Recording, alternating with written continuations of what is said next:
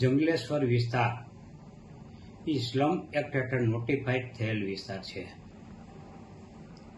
તેમ છતાં સ્લમ રહેવાસીઓને કોઈપણ પ્રકારની સુવિધા આપ્યા વગર કે એનું રિહેબિલિટેશન કર્યા વગર તેમના મકાનો પાડી નાખવામાં આવેલ છે અને અમુક મકાનો પાડવા માટે લટકતી તલવાર રાખવામાં આવી છે.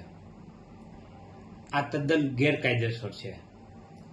એ માટે અમે હાઈકોર્ટમાં અરજી પણ કરેલી છે.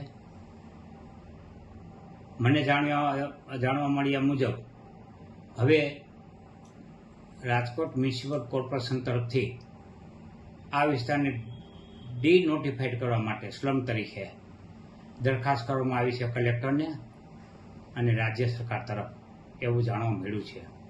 જો એ સાચું હોય તો એ તદ્દન ગેરકાયદેસર એટલા માટે છે કે કોઈપણ સ્લમ એરિયાને ડીનોટિફાઈડ કરવા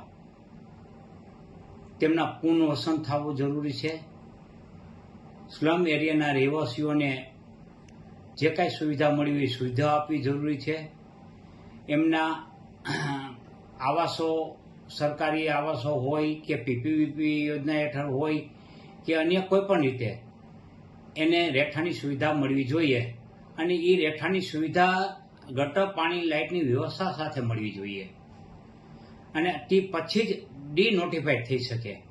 અહીંયા કોર્પોરેશને આવી કોઈ સુવિધા આપી નથી અને કોઈ એનું રિહેબિલિટેશન કરેલ નથી, પુનર્વસન કરેલ નથી. તેમ છતાં ડીનોટિફાઈડ કરવાની દરખાસ્ત માત્ર તરકટ છે, તૂત છે, એક જવાબદારી એકબીજા ઉપર ઢોરવાની વાત છે અને આ કાર્યવાહીને વિલંબિત કરવા સિવાય બીજું કોઈ હેતુ આમાં જણાતો નથી.